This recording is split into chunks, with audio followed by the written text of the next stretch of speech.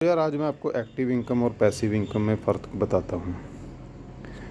Active income वो होती है जो आप काम करते हैं, मान लीजिए कोई जॉब करते हैं या बिजनेस करते हैं या सर्विस सेक्टर में है, तो आपकी जो उससे इनकम होगी उसको आप एक्टिव इनकम बोल सकते हो। जब मान लीजिए जैसे कि आप पैसे के लिए काम कर रहे हैं तो उसको आप एक्टिव इनकम बोलते हैं। और पैसिव इनकम वो होती है जो आपको जब पैसा आपके लिए काम करता है, तो सिंपल डेफिनेशन हम इसको ऐसे ले सकते हैं, जब पैसा आपके लिए काम करता है तो उसको पैसिव इनकम बोल सकते हैं।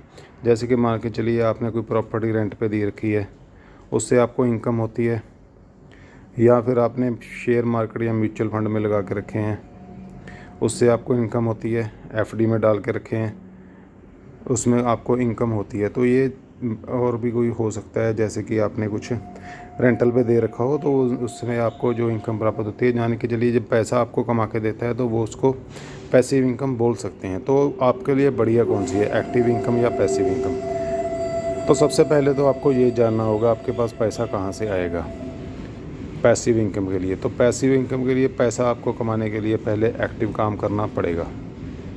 या तो आपका बाप बहुत ही रिच हो और आपको इतना पैसा दे दे कि आप इन्वेस्टमेंट करके उससे पैसिव इनकम जनरेट कर पाओ, तो मान के चलिए तो आपकी एक्टिव इनकम। तो बिज़नेस आपको कोई ना कोई स्टार्ट करना है, थोड़े पैसे लगा के अगर आपको कोई बिज़नेस स्टार्ट कर सकते हो तो वो बेटर है।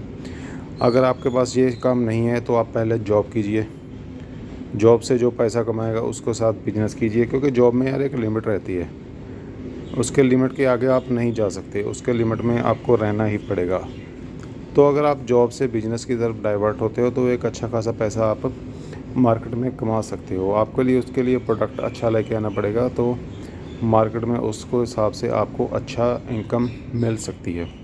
तो उससे जो पैसा होगा उसमें जो आपका सरप्लस पैसा बचेगा, मान लीजिए 10% या 20% जो भी आप अपनी इनकम का बचा लेते हैं, तो उसके हिसाब से आप 100% भी बचा सकते हैं, वो आप पे डिपेंड करता है। तो उसके हिसाब से आप इन्वेस्टमेंट स्टार्ट कर सकते हैं। इन्वेस्टमेंट में आपको उसी हिसाब से, जैसे मान के चलिए अगर आप 1 लाख रुपए इन्वेस्टमेंट करेंगे तो उसके हिसाब से ही आपको परसेंटेज टर्म के हिसाब से उतनी ही इनकम प्राप्त होगी। मान लीजिए वहीं अगर आपको 10 लाख या 50 लाख या 1 करोड़ रुपए तक इन्वेस्टमेंट करेंगे तो परसेंटेज के टर्म से देखेंगे तो उतनी ही आपको इनकम प्राप्त होगी। तो जितना ही आपके पैसा बढ़ेगा, पैसा आपके लिए काम करने की ताकत बढ़ेगी, उतनी ही आपकी इनकम बढ़ सकती है।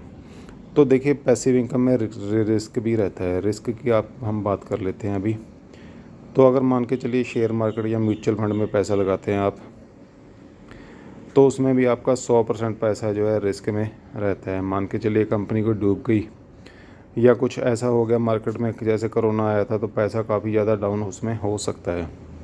और मान के चलिए अगर आपने प्रॉपर्टी में इन्वेस्ट किया तो उस प्रॉपर्टी में कुछ डिस्प्यूट निकल आया, या आपने रेंटल पे दे रखी है, वो कंपनी डूब गई जिसको आपने रेंटल पे दे रखी है, और या फिर वो कोई किराएदार ही आपका ऐसा वो पैसा आपको ना दे, तो उसके हिसाब से भी आपका पैसा डूबने के चांसेस हो सकते हैं। बाकी देखिए लीगल चीज़ें तो हैं ही हैं, वो अपना काम अलग से कर सकती हैं।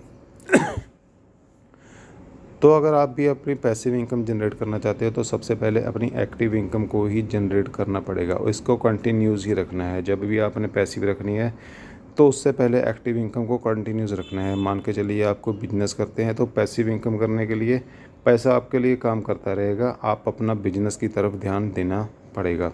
जॉब करते हैं, आपको जॉब की तरफ ध्यान देना पड़ेगा। तो पैसिव इनकम के लिए सबसे ज़रूरी है एक्टिव इनकम। एक्टिव इनकम होगी तो ही आप पैसिव इनकम जनरेट कर पाओगे बिना किसी डर के। मान के चलिए ये पैसा डूब के चलता है तो आपके पास एक्टिव इनकम है, आपका बिजनेस है, आप फिर से पैसा कमा के फिर से इन्वेस्टमेंट कर सकते हो। अगर नहीं भी इन्वेस्टमेंट करोगे तो भी आपको यार पैसा यहाँ से बनता ही रहेगा। Thank you.